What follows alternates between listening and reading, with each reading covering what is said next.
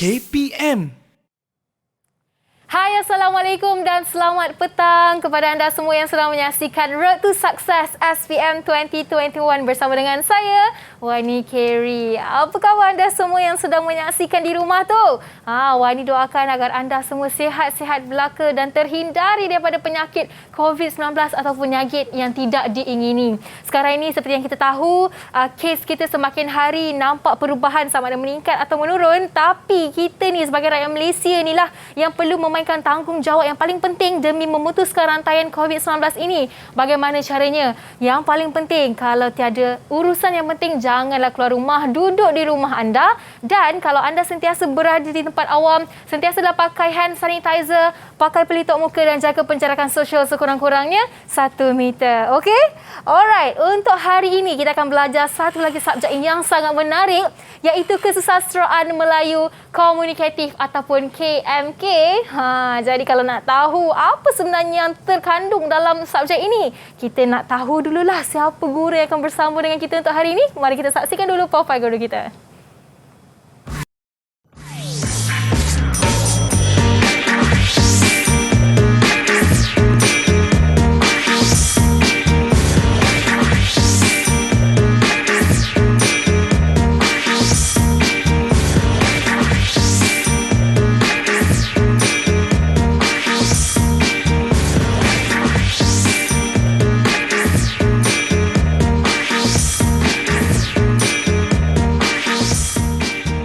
Mempunyai pengalaman selama 18 tahun mengajar subjek ini, jom kita bawakan ke studio bersama dengan kita Cikgu Hizam dari SMK Sanglang Perlis. Assalamualaikum Cikgu. Assalamualaikum warahmatullahi wabarakatuh. Apa khabar Cikgu, sihat? Alhamdulillah sihat. Alhamdulillah. Okey Cikgu, ni merupakan pertama kali kita bersua di studio Road to Success ni ya. Kali kedua. Kali kedua Cikgu? Ya. Oh, sebelum ni 2020? Ya, saya. Okey, nampak tak berapa banyak cikgu kita jumpa sehari ni? Jadi untuk hari ini kita bersama untuk kali kedua ya Cikgu Hizam. Dan untuk hari ini, sebelum Cikgu teruskan lagi dengan apa yang kita nak belajar, Wali nak cakap selamat datang ke studio kita. Dan mungkinlah mereka di luar pun nak tahu apa yang ingin Cikgu fokuskan untuk hari ini, KMK ini. Okey, terima kasih Wani. Terima kasih juga Didik TV KPM. Alhamdulillah dia beri peluang sekali lagi memperkenalkan KMK. Hari ini kita belajar benda baru sebenarnya. Setelah dibuat penambahbaikan dan pengubalan kurikulum, jadi hari ini kita belajar kritikan sastra. Hebat hari ini. Kritikan sastra. Okey Cikgu, berkata pasal KMK, baru saya ingat. Dulu Cikgu pakai spek, betul? Betul. Okey, patutlah saya tak dapat jam Cikgu hari ini. Tak apa. Okey, tak apa. Yang penting Cikgu Hizam merupakan seorang guru yang hebat sangat sastranya. Wani pun kenal Cikgu Hizam.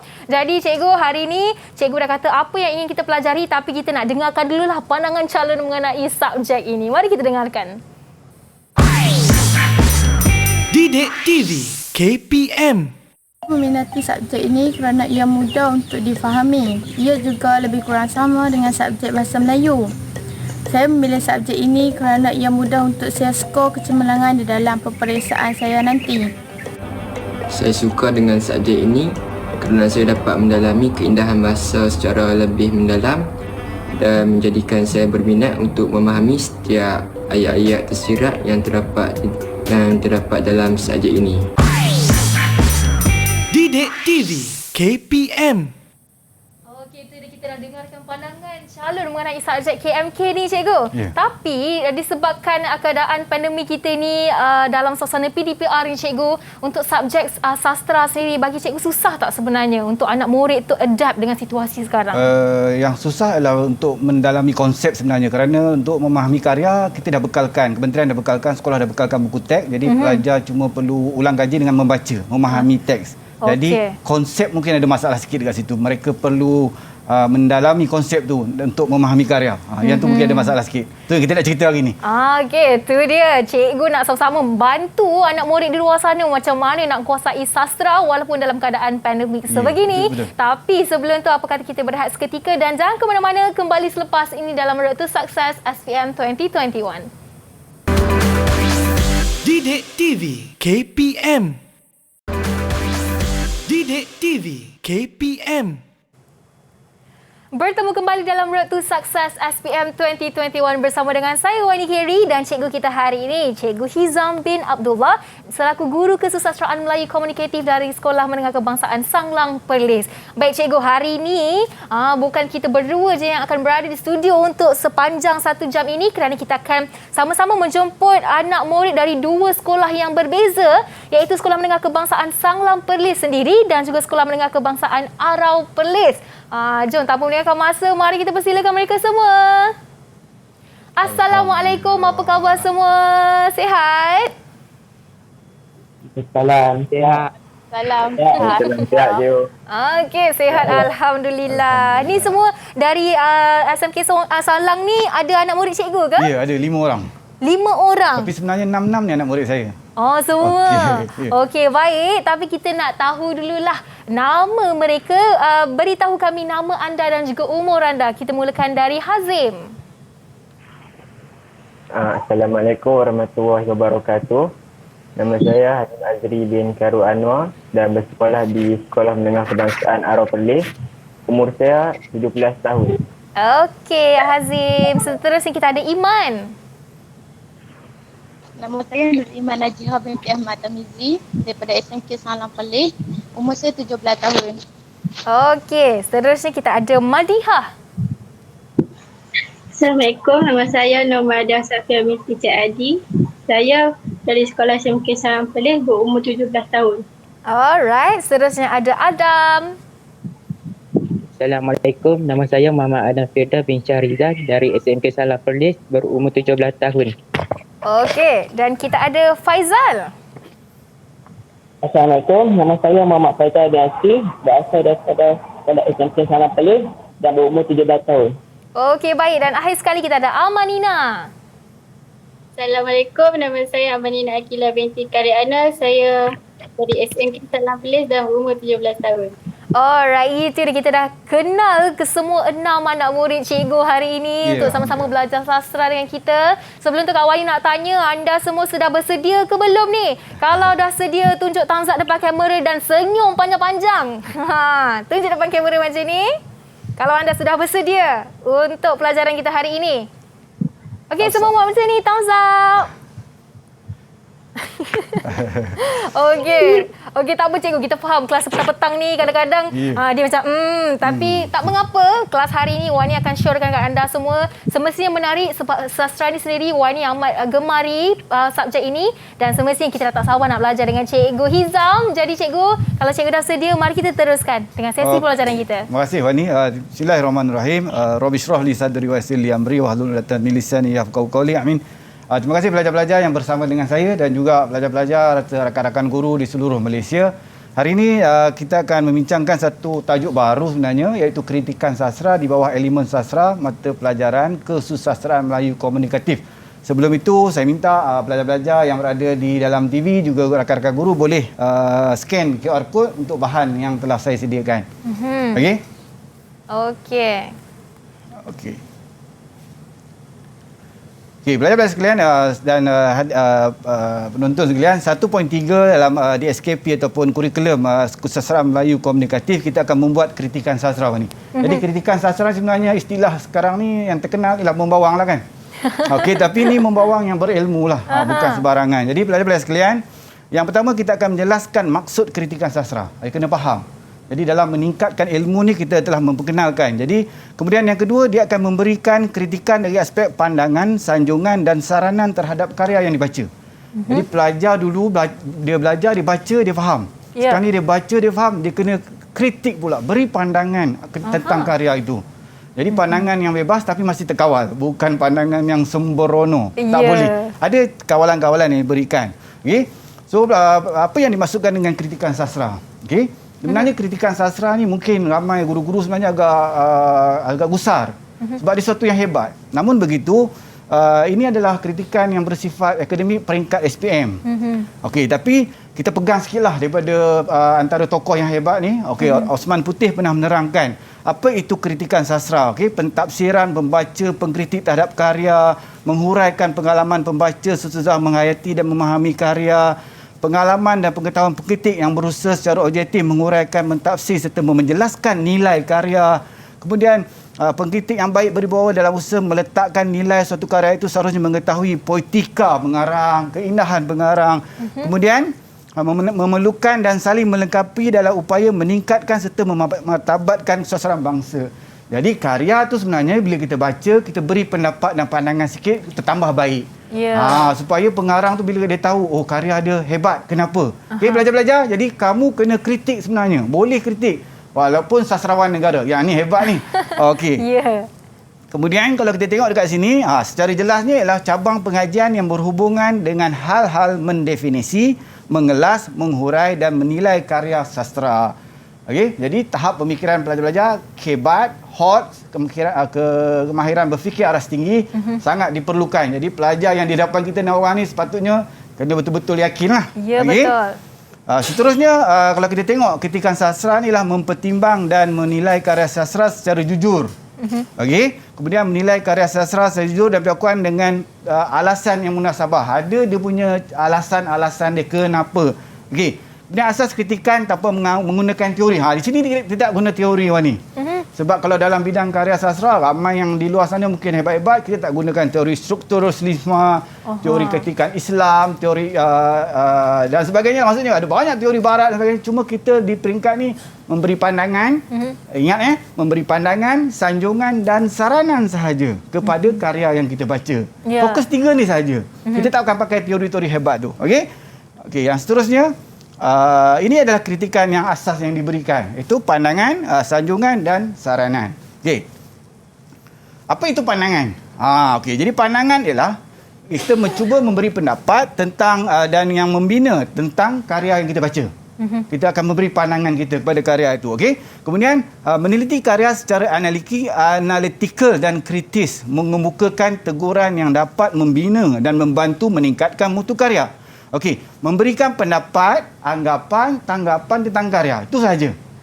Jadi bila kita baca tu, kita akan bincanglah. Yang ni perlukan satu penambahbaikan dalam di institusi persekolahan atau di pendidikan. Jadi pelajar ni memang disediakan untuk berfikir secara lebih kreatif dan kritis. Okey.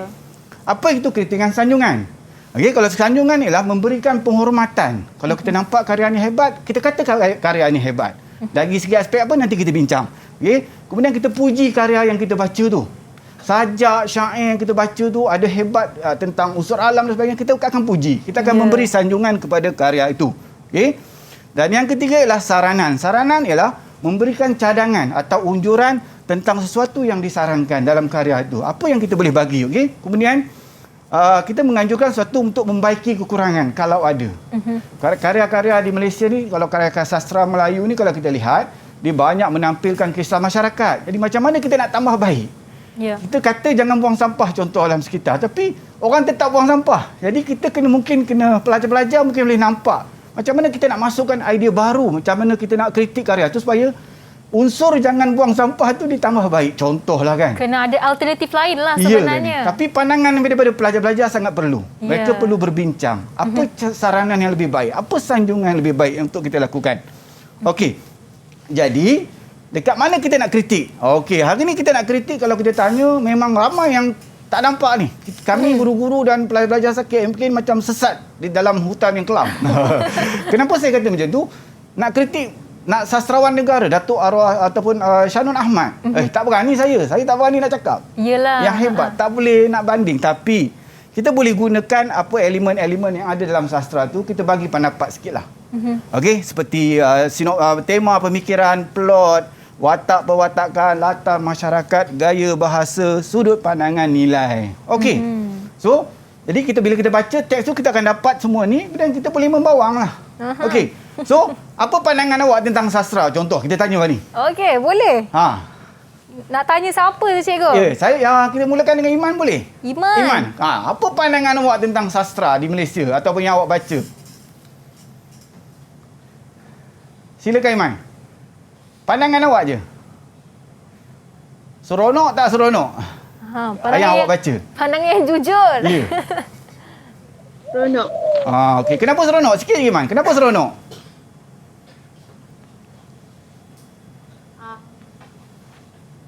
Apa cerita menarik?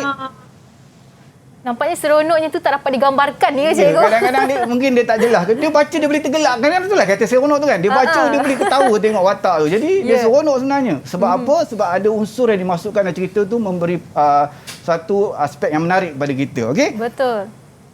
Jadi kita akan selepas ni kita akan belajar dan melihat. Jadi bagaimana kita nak buat sekarang guru-guru dan pelajar-pelajar bila awak baca. Sebab tu saya tanya tadi kenapa awak nak buat dengan kritikan tu. Tanya pelajar-pelajar. Okey. Bila awak baca, awak kena membaca dan memahami peristiwa dalam karya. Ya, peristiwa. Okay? Banyak peristiwa sebenarnya. Ada dalam cerita kami ada yang peristiwa bagaimana dia dapat kuasa. Dia terpaksa membunuh kawan dia dengan pistol. Menarik wah ni. Dia kemudian pistol tu pula sebenarnya tak ada peluru. Dalam kisah tu sikit lah, dalam 2-3 saat kan. Jadi dia bawa dan kemudian dirampas pistol tu. Jadi pistol tu ditembak oleh kawan dia, kemudian tak ada peluru, dia gelak. Okey, kemudian dia rampas pistol tu, isi peluru, dia tembak kawan dia balik. Jadi yang ni pelajar kena fikir. Nak buat sesuatu kena ada ilmu.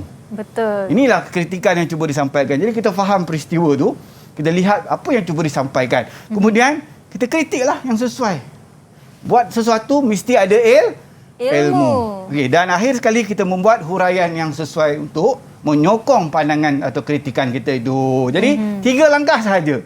Kita baca teks, kita pindahkan kepada peristiwa itu untuk mencari kritikan yang sesuai dan kita bagi huraian yang sesuai. Dan kita akan dapat markah yang cemerlang, insya-Allah. 3 langkah sahaja. Okey. Jadi sepanjang nanti cikgu akan sediakan soalan tak untuk anak murid cikgu? InsyaAllah kita akan buat latihan selepas ni. Ya, okey, itu yang kita nak tunggu, nak uji mereka tu. Baik. Okey cikgu. Kita boleh teruskan lagi dengan boleh, okay? Sesi kita? Okey, ini adalah contoh bagaimana kita nak cuba memahami ataupun menulis. Okey, jadi kita akan minta pelajar kita tulis kejap lagi. Okey, so apa daripada peristiwa, katalah dalam satu peristiwa cerita yang terdapat cerpen, iaitu peristiwa Bukit Mas dalam tajuk dia. Okey, Sahat ni bergaduh dengan seorang ketua kampung yang hendak menjual tanah penduduk kampung. Ya. Jadi Sahat ni dibenci. So kalau kita tengok Sahat ni tak disukai, betul tak Madia? Betul? Betul. Okey, so dia dengan penghulu Sudin. Jadi watak Sahat bijak dalam menyelesaikan masalah. Dia tak bergaduh. Dia menyelesaikan dengan politik yang diplomatik dan menyelesaikan secara bijaksana. So kita mengkritik bahawa kita memberikan pandangan bahawa dalam menyelesaikan masalah perlu bijaksana. Okey, so kita tulis dia punya kritikan. Kita mengkritik dan kita memberikan pendapat daripada peristiwa perlu bijaksana dalam usaha menyelesaikan suatu masalah. Ya. So kita terangkan daripada peristiwa itu watak Sahat bijak dalam menyelesaikan permasalahan. Okey, boleh Okey, kita cikgu, tengok. sebelum tu untuk huraian ni apa format yang penting untuk ada dalam jawapan itu? Okey, yang pertama ialah sebenarnya ini perkara baru sebenarnya. Saya pun cuba untuk membantu semua. So kalau saya tengok apa yang perlu dekat huraian ni ialah satu bentuk penerangan yang jelas dapat menerangkan fakta dia. Dia tidak boleh sebagai contoh biasa. Jadi dalam kritikan ni, huraian ni mesti menerangkan fakta dia atau kritikan itu sendiri. Dia tak boleh jadi kita salin saja peristiwa, dia tak boleh. Dia tak boleh salin dah. Jadi kita perlu mendapatkan satu bentuk huraian yang jelas tentang apa kritikan kita nak bagi. Maksudnya jawapan huraian tu ada dalam petikan ataupun tidak? Ada dalam petikan, tapi kita kena jelaskan huraian. Jelaskan tu dari kita? Iya. Apa yang kita sampaikan. Sebab ini berbentuk kritikan, dia bebas sebenarnya Wani kan? Okey? Boleh Alright, next. Okay. Dalam kritikan saranan pula, sebenarnya peristiwa yang sama ni. Jadi peristiwa itu kadang-kadang dia ada 3 kritikan kita boleh bagi. Kita boleh bagi pandangan, saranan dan sanjungan. Untuk saranan, kita boleh mencadangkan atau memberi idea bahawa kebijaksanaan penting dalam usaha menyelesaikan masalah. Okay, jadi kita bagi contoh yang sama. Jadi huraian yang samalah. Sama. Sebab peristiwa tu yang sama. Ya. Saya tak katalah soalan nanti dia tanya 3-3 ni. Itu terpulang lah kan. Kita tak tahu. Tapi macam mana kita nak fikirkan, ambil peristiwa ni, kemudian kita kembangkan, kita fikirkan apa dia punya kritikan dan kemudian kita huraikan secara jelas apa yang hendak disampaikan. Okey. Dan yang terakhir, satu lagi sebelum habis. Inilah kritikan sanjungan. Jadi kita menyanjung bahawa menyelesaikan suatu masalah yang berlaku dengan kebijaksanaan. Memberi sanjungan, satu penghormatan bahawa pengarang menunjukkan kalau nak selesaikan masalah, jangan bergaduh. Betul. Kan betul tak? Kita kalau selalu kita selesai masalah, kita nak bergaduh, kita suka berperang. Tapi kalau kita menggunakan kebijaksanaan, masalah akan selesai. Betul. Jadi kita menyanjung peristiwa yang hendak disampaikan oleh pengarang dalam karya. Dan sebenarnya KMK atau sastra ni dekat dengan diri kita, dengan masyarakat. Inilah cara kita menjelaskan kritikan sastra. Okey, baik. Itu dia satu permulaan yang sangat menarik, cikgu. Dah baru belajar sikit ni dah faham banyak dah. Macam mana nak jawab soalan, mesti betul semua kejap lagi ni. Okey, jadi lepas ni kita nak bagi peluang kepada semua yang berada di rumah dan juga di atas talian untuk berehat seketika, untuk belik-belik balik buku nota, buku catatan semua sebab lepas ni cikgu Hizam akan sediakan soalan yang susah ke senang, cikgu? Dua-dua. Dua-dua. Okey, jadi anda jangan ke mana-mana. Kembali selepas ini dalam Road to Success SPM 2021. Didik TV KPM. Didik TV KPM. Bertemu kembali dalam Road to Success SPM 2021 bersama dengan saya, Wani Kerry. Okey, tapi Wani nak bagi tahu semua lepasan ataupun calon SPM 2020 telah pun mendapat keputusan mereka untuk STAM. Bukan SPM, maafkan saya. Dan kita nak ucapkan tahniah kepada mereka semua yang telah pun memperoleh markah yang cemerlang. Kepada mereka yang mungkin dapat markah yang kurang, memperasangkan tidak mengapa, perjalanan anda masih jauh ke hadapan. Dan untuk anda-anda yang sedang menyaksikan RTS sekarang ini, calon-calon SPM 2021, Wani nak pesan supaya jangan pernah berhenti. Berharap bahawa walaupun pada pandemik ini anda masih ada peluang lagi untuk sama-sama memperoleh markah yang cemerlang dengan mengikuti program kami setiap hari. Jadi okey, untuk sekarang ini cikgu, kita nak teruskan dengan sesi latih tubi ya? Iya. Okey, jom tanpa meninggalkan masa, kita nak teruskan dengan sesi kita seterusnya. Dipersilakan cikgu. Ya, jadi setelah kita berbincang panjang, mungkin agak laju, cuma kita sekarang ni kita nak bincang tu, kita nak bawa kepada apa kita nak buat. Okey, pelajar-pelajar saya dah siap dengan kertas, dengan pen? Semua dah ada. Semua dah sedia? Okey, alhamdulillah. Okey, bagus.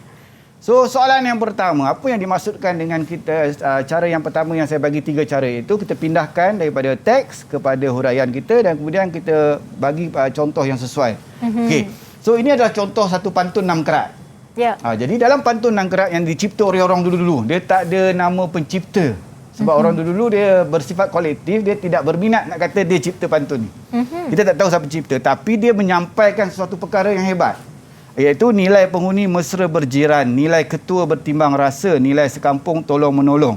Okey, sekarang ni kita nak jelaskan kritikan pandangan, berikan pandangan awak. Okey, sekarang ni siapa nak tolong saya? Apa yang awak faham tentang pantun ni?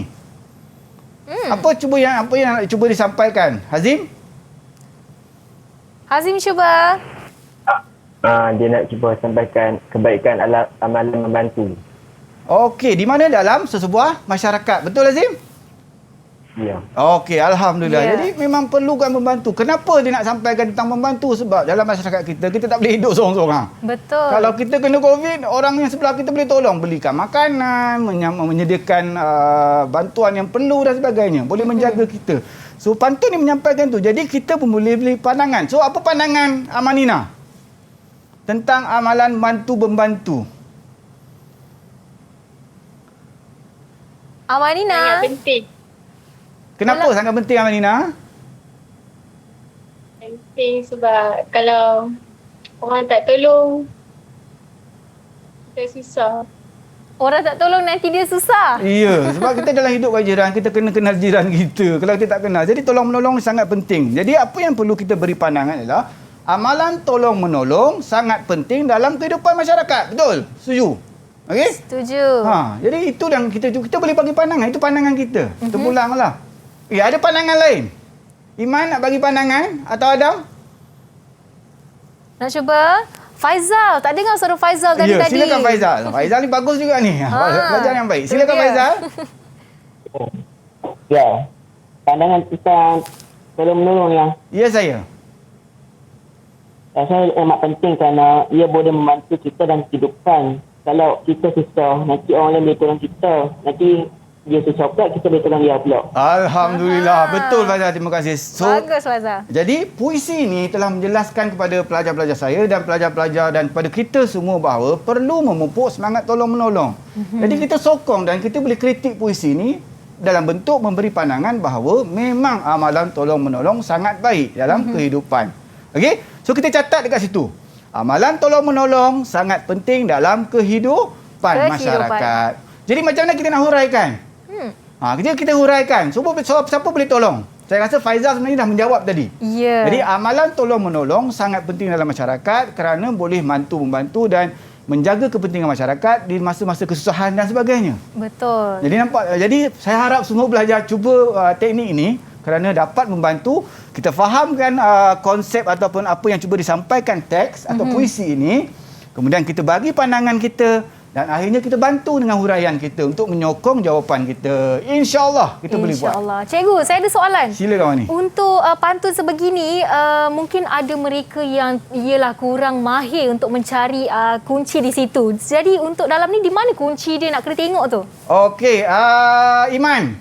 Pantun kena ada apa Iman? Dua kan? Satu dipanggil pembayang dan satu lagi? Maksud. Okey, terima kasih Iman. Tak apa Iman, jangan takut Iman. Okey, so kita tengok pada maksud sebenarnya. Maksud menyampaikan atau menjelaskan tentang sesuatu isu yang nak dibawa dalam puisi pantun. Alright. Okey, kemudian yang ni ialah sajak. Okey, tapi sajak ni telah dipendekkan, diringkaskan. Kita ambil baris sahaja.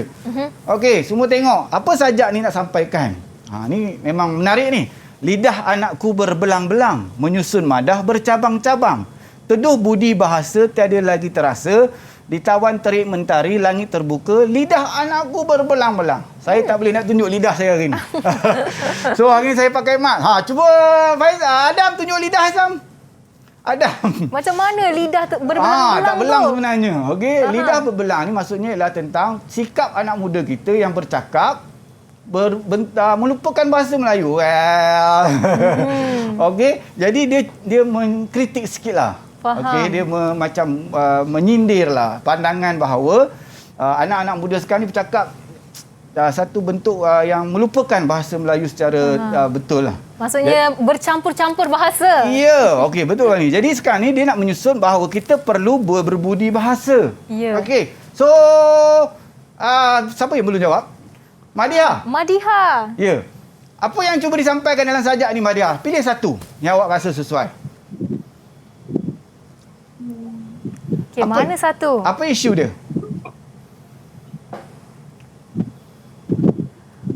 Okey, Madiha. Ada, Madiha. Dapat tengok tak puisi?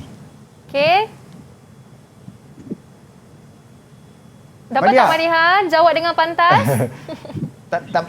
Tak dapat tengok puisi. Apa isu dia? Supaya kita berbudi bahasa. Yes. Kenapa budi bahasa Madiha? Tu nak tanya dulu. Kenapa perlu cakap budi bahasa? Kenapa kena jaga? Untuk orang menghormati.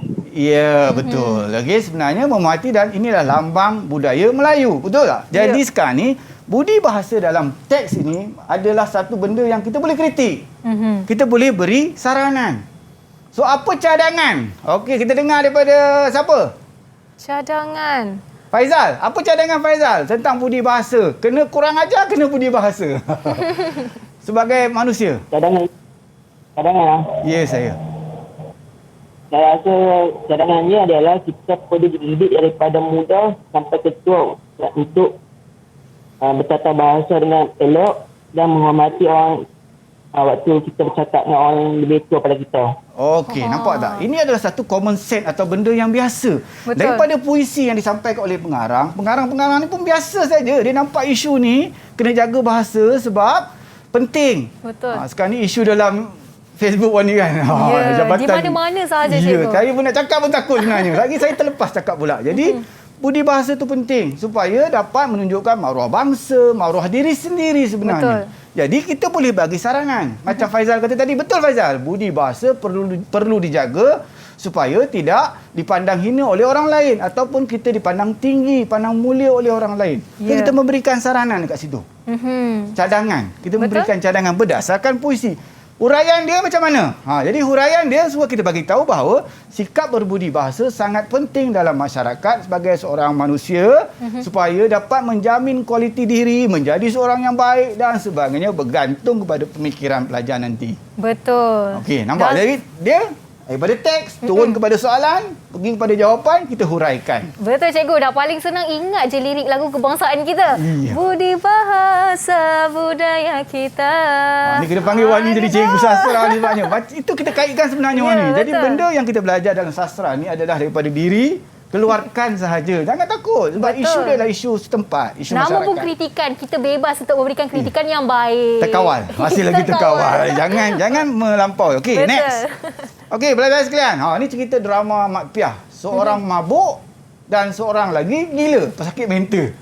Tapi boleh cerita pasal negara. Okey.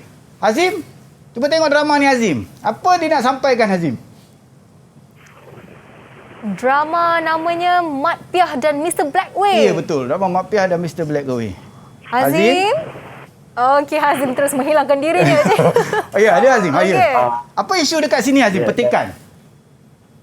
Dia gigih mencari rezeki dalam kehidupan. Yes, bagus. Terima kasih Agus. Bagus, okey? Sebab ada perkataan rezeki dekat situ ni.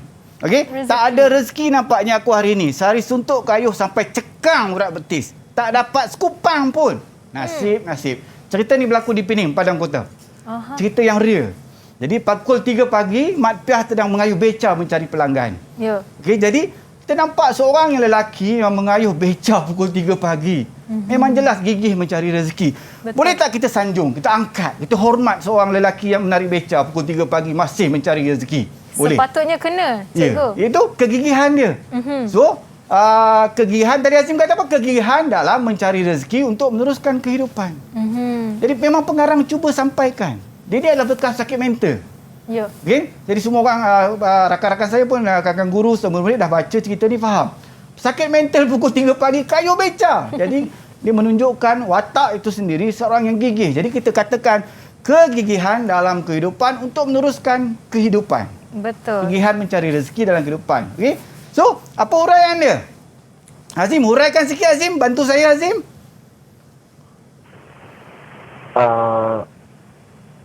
Orang yang gigih, Ya. kehidupannya akan menjadi senang kemudian hari. InsyaAllah. Tu, jadi kita nampak bahawa bila kita gigih, akhirnya kita akan berjaya dalam kehidupan kita. Terima kasih Hazim. So, ada cara lah untuk kita, memang saya dengan Hazim ni memang selalu berinteraksi begini. Jadi dah nampak. Betul. Bahawa dia boleh dapat bahawa daripada cerita, dia boleh keluarkan cerita tu untuk menjadi satu huraian yang penting. Jadi, nampak dekat situ pada pelajar-pelajar dan rakan-rakan guru semua, jangan takut. Jadi, kita cuma ambil peristiwa yang ada, kita keluarkan dan kita bagi je pandangan kita. Ya. Okey. Kita ada masa lagi sikit. Yang ni soalan yang terakhir. Okey. Rasa saya kita boleh habiskan soalan ni. Okey, apa peristiwa yang berlaku dekat sini pula? Ini peristiwa alam sekitar. Boleh tengok. Okey, Madiha. Apa isu yang dibawa dalam cerita ni, Madiha? Isu Ya. Wadi pun boleh baca. Isu tentang kita. Ya. So, apa yang pendapat Madiha tentang alam sekitar sekarang? Kena dijaga. Kenapa? Habiskan. Ada Bagi jawapan yang panjang, Madiha. Kenapa kena jaga? Kena jaga sebab untuk masa akan datang. Alhamdulillah, betul. Kita bukanlah milik kita. Kita mewarisi untuk masa depan atau masa akan datang. Ya. So dekat sini dia beritahu bahawa nenek moyang kau Lin tidak pernah menyakiti kami. Sebenarnya yang bercakap ni adalah batu karang.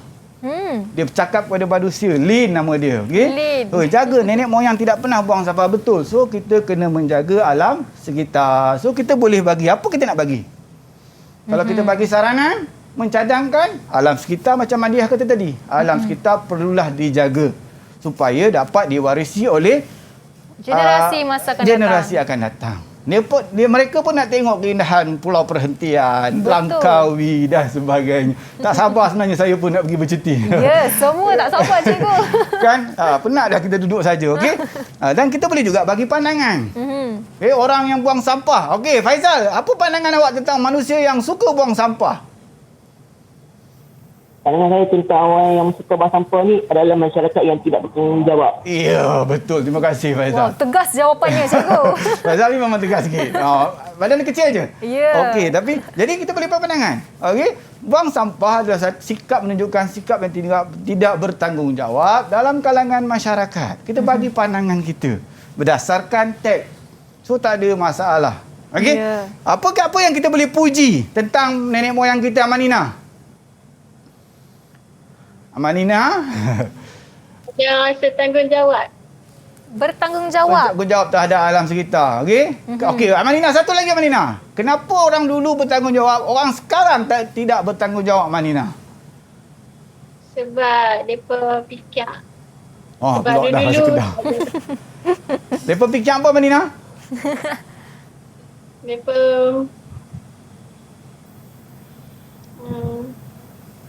Mereka fikir apa, Amanina? Ambil sampah kat sekolah, buang. Nampak tong sampah pun tak buang dalam tong. Dia buang kat tepi tong. Pasal apa, Amanina? sebab berpendapat. Okey. Okey. No. Okey. Itu bukti dia dekat sini sekarang ni bahawa perbezaan masyarakat dulu dan sekarang. Jelas mereka dapat lihat. Kita pun sebenarnya kita dapat lihat. Pelajar-pelajar sendiri dia dah faham. Betul. Orang dulu nampak kepentingan alam sekitar. Orang sekarang ni saya tak pasti kenapa. Lebih menampak keuntungannya, cikgu. Terpulang ke saya, tak berani nak tegur. Tapi insyaAllah betul lah tu. Kan sikap tamak kita. Kita nak aquarium. Kita nak aquarium. Dalam tu ada batu karang, ada ikan nemo, ikan jos kita nak bermula. Kalau nak boleh nak letak Kalau aquarium boleh. kita. Okay? Tapi sebenarnya hidupan, habitat dia dalam laut. Kita buat apa sebenarnya? Tak perlu pun. Ya. Itu yang berlaku sekarang dalam masyarakat. Jelas sebenarnya sastera ni sangat dekat dengan kita, kehidupan kita sebenarnya. Jadi telah banyak yang cikgu kongsikan bersama dengan kita dan ada lagi banyak kita ingin tanya cikgu lepas ni. Mana tahu ada lagi soalan daripada anak murid cikgu yang mereka mungkin nak tanya mengenai cara untuk dapatkan A+ ni untuk sastera ni tak lama lagi. Jadi tanpa membuang masa, kita nak berehat seketika dan jangan ke mana-mana, kembali selepas ini dalam Road to Success SPM 2021. Didik TV KPM. Didik TV KPM. Bertemu kembali dalam Road to Success SPM 2021 bersama dengan saya Wani Kiri dan masih lagi bersama dengan Cikgu Hizam dari Sekolah SMK Sanglang Perlis dan bersama dengan kita 6 anak murid Cikgu Hizam hari ini. Okey Cikgu, di segmen terakhir ni tadi kita dah banyak buat soalan bersama dengan mereka, kita tanya, mereka jawab dan rata-rata mereka memahami sebenarnya. Ini dipanggil apa Cikgu? Konsep sastra itu ke? Ya, yang Cikgu kata nak kena kuasai tu? Ya, inilah konsep kritikan yang konsep baru yang dikenalkan. Nampaknya anak murid cikgu pun dah faham sebenarnya konsep-konsep sastra ni. Jadi untuk sekarang ni kita masih ada lagi masa untuk bersama dengan cikgu. Jadi apa yang ingin cikgu fokuskan sekarang ini? Okey, sekarang ni cuba kita tanya balik Faizal. So Faizal, apa pandangan Faizal tentang subjek kritik ataupun tajuk kritikan ni? Sedikit Faizal. Pandangan saya. Ya. Senang atau susah? Kalau ikutkan pandangan saya, dia memang senang sebab apa kita boleh nampak daripada betul-betul depan mata kita yang apa sastra ni. Okey. So boleh lah nanti ya. Okey, Adam boleh bagi pandangan sikit Adam. Tak lama tak dengar suara Adam. Rindu kat Adam sebenarnya ni. Adam, pengawas sekolah ke? Ya. Pengawas. Ya, apa pandangan Adam tentang kritikan tajuk ni? Dekat sekolah saya panggil membawang. Membawang. Ya. Okey. So okey Adam. Okey. Pada pandangan saya, kritikan ni dia macam nak cakap sesuatu tu kat orang yang benda yang apa? Okey, Macam mana tu Adam? tapi kita bercakap dalam keadaan yang terkawal, betul tak Adam? Okey, macam mana saya buat di sekolah dengan Adam sebenarnya? So saya dudukkan dia 2 orang dengan kawan dia. So kawan dia burukkan kawan dia, dia burukkan kawan dia. Keluar macam-macam ni. Tapi saya kata kawal balik. So kritikan mesti terkawal. Terkawal. Tapi kalau di sekolah tu memang dia cerita yang tak terkawal lah. Dia lepas semua tu. Dia lepas semua perasaan. Tapi saya kawal balik lah lepas tu. Okey, betul tak? Kita pernah buat dalam kelas macam tu. Saya suruh kawan dia menyanyi. Kritik. Dia betul-betul dia bahan semua ni. Jadi benda ni kena kawalan. Okay. So saya ulang balik. Sebenarnya apa yang akan berlaku pada hari ini adalah pelajar sekalian. Daripada bahan-bahan yang ada dalam sastra, kalau kita tengok, kita boleh sediakan bentuk nota yang macam-macam. Nota-nota berwarna, kita bantu pelajar-pelajar kita. Kita boleh letakkan beberapa ni supaya pelajar kita mudah faham konsep. Tadi soalan Wani, macam mana kita nak bantu pelajar kita PDBR? Ya. Saya buatlah macam-macam mana pun sekali. Kita putus state, kita sediakan dengan warna, dengan cantik, dengan lukisan dan sebagainya. Kita letakkan kepada pelajar kita. Bacalah. Ya. Okey? Dan kemudian untuk memahami kritikan ni balik, tadi macam anak murid saya kata tadi, bahawa kita membaca dan memahami peristiwa dalam teks karya. Okey. Diorang didedahkan dengan macam-macam cerita. Kisah ahli politik pun ada dalam teks. Okey. Ya. Kemudian kisah seorang pelajar yang mencari Tuhan pun ada. Sampaikan dia sanggup tinggalkan negara dia pergi cari sampai ke luar negara. Okey, kisah apa lagi? Kisah seorang artis. Ada seorang, tak maaf saya sebut. Ya. Seorang artis yang penyanyi rock. Pakai dulu zaman saya dululah dengan seluar jin koyak-koyak, tapi dikritik oleh kawannya bahawa dia seolah-olah bertelanjang. Memang menarik cerita tu. Okey, kisah tentang seorang lelaki tua tanam pokok hutan. Tanam pokok hutan yang ada dalam hutan. Orang kampung kata dia gila. Jadi kami dalam kelas pun kami berpandangan bahawa sebenarnya memang dia gila. Tapi sebenarnya dia cuba membangkitkan bahawa kalau orang bijak, dia akan berjaya dalam hidup. Betul. Orang tak tanam pokok durian masa tu, dia tanam pokok jati, pokok merbau dan sebagainya. Okey. Kemudian ada juga kisah tentang satu lagi bagaimana seorang sikap dalam keluarga bahawa bila kita ada mak dan ayah, kita tinggalkan. Okey, sehingga kan ayah dia teringin nak makan gulai semilang. Jadi abang dan kakak dia tak dapat sediakan, cuma adik dia dapat sediakan. Adik dia seorang doktor. Ya. Sanggup tak kahwin? Yang ni memberi satu pemikiran. Sanggup tak nanti Amanina tak mau kahwin? Madiha sanggup nanti dah bercinta tak mau kahwin? Yang ni kita cuba fikirkan bagaimana dia nak. Jadi kita kena fahamkan. Begitu juga dengan pantun, dengan sajak. Kita ada sajak alam sekitar. Kita ada sajak persahabatan. Kita ada sajak putus cinta. Kita ada sajak ketuhanan. Kita ada sajak pasal pokok dan sebagainya. Jadi memang yang pertama, cuba faham dan memahami peristiwa dalam karya. Kalau bincang dengan saya, memang saya suruh baca teks. Jadi baca teks, bacalah buku teks, baru kita dapat apa yang cuba disampaikan. Kita nak kenal pengarang. Betul. Kita keluarkanlah dengan bentuk macam mana pun. Terpulanglah dengan bentuk lukisan, mural dan sebagainya. Okay. Dan yang kedua, kita beri kritikan yang sesuai. Kalau kita pergi kepada subjek ataupun tajuk-tajuk lain pun sama juga. Kita bagi kepada pelajar-pelajar kita ataupun dalam kelas kita buat macam mana kita nak cari isi. Okey? Jadi sebenarnya dalam konteks ni PDPR ni mungkin ganggu sikitlah. Sebab kita tak boleh bincang secara live. Secara bersemuka. Ya, dia tak dapat nak melahirkan sebenarnya perasaan dia. Betul. Kita banyak melahirkan perasaan dalam sastra ni. Betul. Dia boleh cakap apa saja. Okey? Tapi PDPR mungkin kurang sikit, mungkin akan gangguan sikitlah. Tapi boleh lah. Okay? Boleh berlaku dengan cara yang lain. Kita cuba cari alternatif. Okay? Kemudian kita akan sentiasa berbincang. Kenapa macam tadi saya buat? Kenapa dia merasakan pandangan dia begitu? Kenapa orang dulu-dulu sayang alam sekitar, orang sekarang tak sayang? Dia tak nampak sebenarnya alam sekitar. Dia kata dia punya. Anak-anak dia besok, okay? Sebab tu kalau saya pernah tanya, pernah kan kita bawa ke, saya rasa pernah bawa ke kebun di sekolah, bunga raya pun tak apa nak kenal. Bunga raya. Faham? So jadi isu dekat situ. Okay? So kita boleh pindahkan daripada teks dan kemudian kita jadikan satu huraian yang lengkap. Jadi dalam sastra ni bila kita dah baca, kita dah faham, kita dah bincang, kita buatlah satu keputusan apa yang hendak disampaikan dalam karya itu dan kita hasilkan untuk mencapai kecemerlangan dalam peperiksaan. Ya, untuk subjek hari ini kita telah sama-sama belajar tentang kritikan sastra, puisi dan prosa. Tapi cikgu, ini selinganlah di belakang cikgu tu saya nampak ada satu banner dan di situ mengatakan ada banyak juga jenis sastra sebenarnya. Sastra epik, sastra panji, sastra hikayat. Ada 3 di situ. Apa perbezaan secara ringkas ni, perbezaan tiga-tiga tu cikgu? Okey. So sastra tadi terbahagi pada 2 sebenarnya, puisi dan prosa. Sastra yang ni adalah sastra prosa tradisional. Prosa tradisional. Okey, jadi cerita-cerita ni daripada sejarah hikayat karya agung seperti sejarah Melayu dan juga cerita-cerita rakyat yang disampaikan dari mulut ke mulut. Ya. Jadi epik adalah cerita yang berkaitan dengan kepahlawanan, iaitu Hang Tuah. Dan juga pahlawan-pahlawan lain yang ada dalam karya sastra Melayu. So, pelajar-pelajar macam ni didedahkan sama ada Hang Tuah ni hebat tak hebat. Jadi kena fikirkan nantilah. Jadi bila dia belajar nanti dia akan dapati memang hebatlah. Okey. Kalau sastra panji pula ialah hikayat yang berkaitan dengan raja-raja Jawa. Kita ada Puteri Gunung Ledang masa tu, kemudian ada satu peristiwa saya lupa nama dia. Jadi puteri itu datang ke hubungan antara tanah Melayu dengan tanah Jawa ni. Kita rumpun. So minta maaf dia rumpun. Jadi kita ada cerita raja Jawa, raja-raja dulu-dulu. Dan yang satu adalah cerita hikayat. Hikayat ialah cerita-cerita yang dihasilkan untuk rakyat. Jadi kalau di Perlis ataupun di Kedah ni sewaktu habis musim menuai, Mereka akan berhibur dengan bercerita lah. Dengan awang selampitnya, tok batilnya. Jadi dengan awang belanganya. Duduk sambil bercerita. Jadi orang dulu hanya menghayati. Dia berhibur. Dia seronok dengan cerita-cerita ni. Dengan bentuk wayang kulit. Betul. Cerita-cerita atau lagu-lagu rakyat. Tapi yang sekarang ni kita nak menghayati, kita kena kritik. Jadi ini yang cuba disampaikan dan ini yang dipelajari oleh pelajar-pelajar sekarang. Okey, baik. Itu ada jenis-jenis sastra yang berbeza-beza.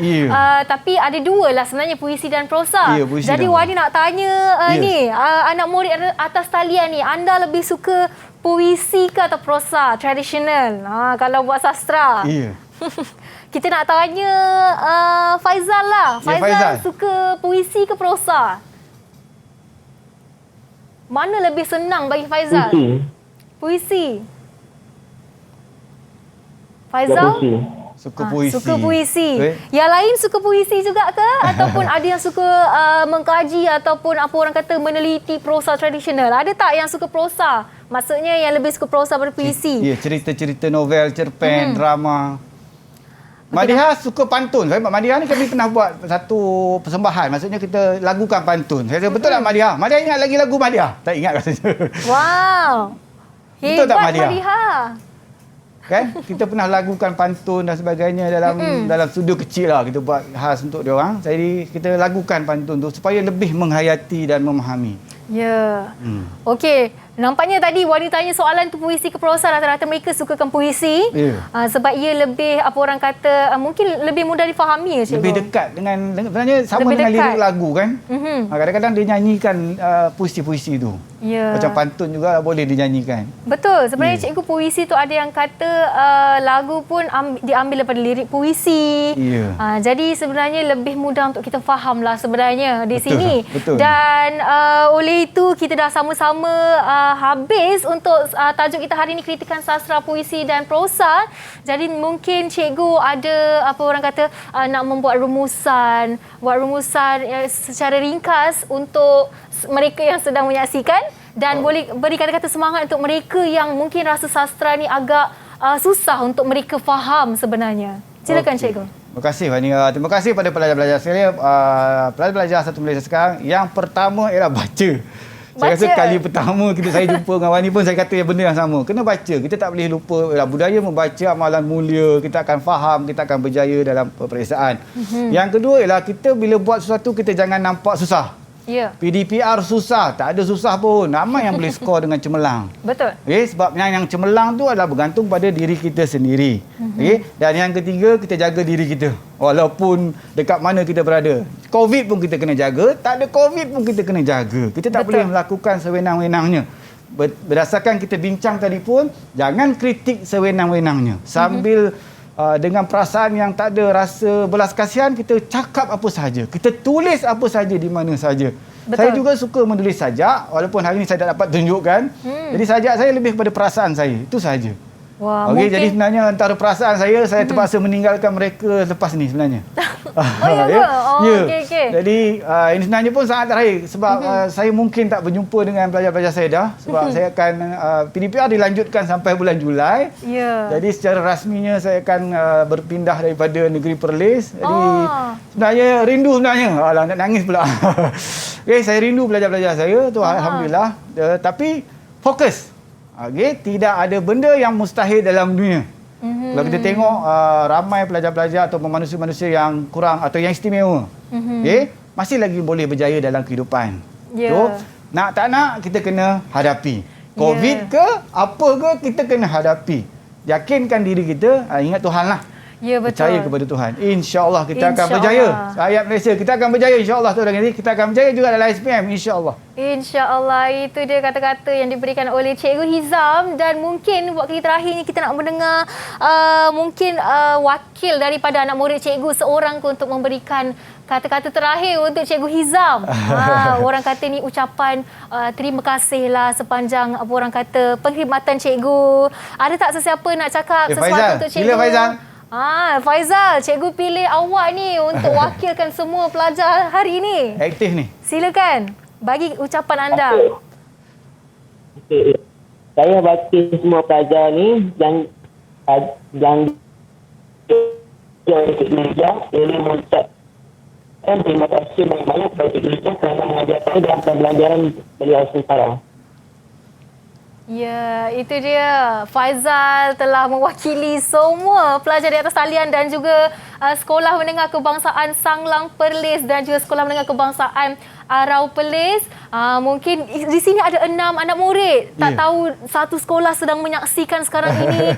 Menyaksikan Cikgu Hizam mengajar sastra untuk hari ini. Jadi untuk mengakhiri hari yang sangat bermakna untuk Cikgu Hizam ini, kita nak ucapkan terima kasih banyak kepada Cikgu Muhammad Izam bin Abdullah selaku Guru Kesusastraan Melayu Komunikatif dari SMK Sanglang Perlis. Sama-sama kita doakan kejayaan Cikgu. Dan kita doakan juga kejayaan semua anak murid yang akan mengambil subjek KMK ini untuk SPM akan datang. Dan Wani doakan all the best kepada anda semua. Jadi sekian sajalah untuk subjek kita hari ini. Dari saya Wani Keri dan juga Road to Success SPM 2021. Jumpa lagi pada episod akan datang.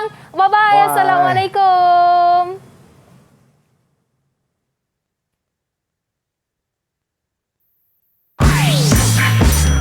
Didik TV KPM. Assalamualaikum, saya Nur Azlina binti Isa, ibu kepada Nurul Iman Najihah binti Ahmad Tramizi.